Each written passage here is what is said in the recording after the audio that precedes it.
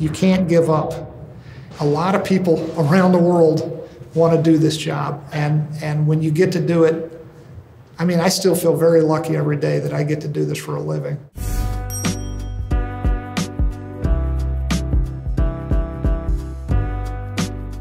You need to start with a good character. A character who interests you as a writer. A character who has a real problem that he or she needs to address, to overcome. A problem that the audience can universally understand. So really, I think a good character and a good idea, that's what you need to cook up that's the first big ingredient you need to cook up a series.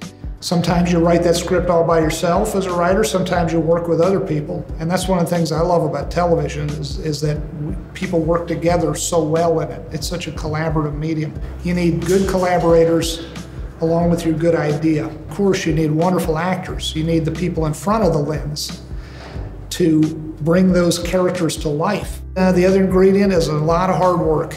You need to put a lot of work. You need to put a lot of blood, sweat, and tears. And you have to find a way to get all those collaborators, all those people you're working with, to feel as invested as you are. Your crew has to be your first fan base, in a sense. I think the most difficult step in this whole process is getting that great idea, that great character. Great ideas are not a dime a dozen. They don't come easily. And sometimes we think we have great ideas just because we're ready to go, we're ready to start something. But sometimes you have to discard ideas you think are great in order to find even better ideas. I guess if there is a good recipe, it's observing human behavior, observing oneself, observing the people around you, the people you love, the people you don't love, the people you dislike. Observing human behavior and understanding it.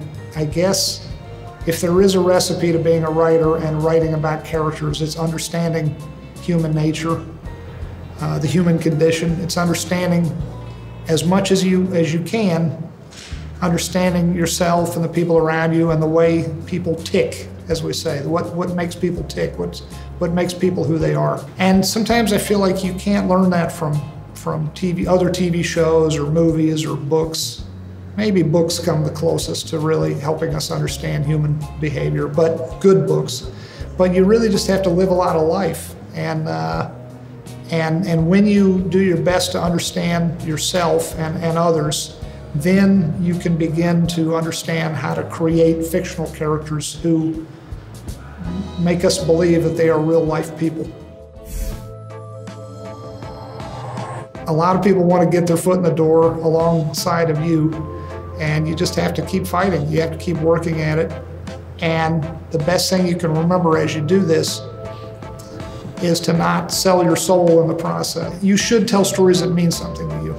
You should try hard to tell stories that are different than the stories everyone else is telling. You should find your own voice, and you should be true to it. You should be prepared for people not wanting to buy it.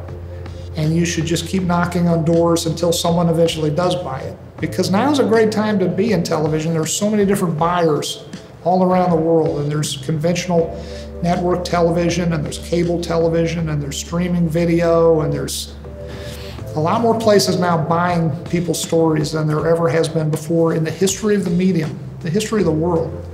So don't give up, and don't give in, and don't sell out.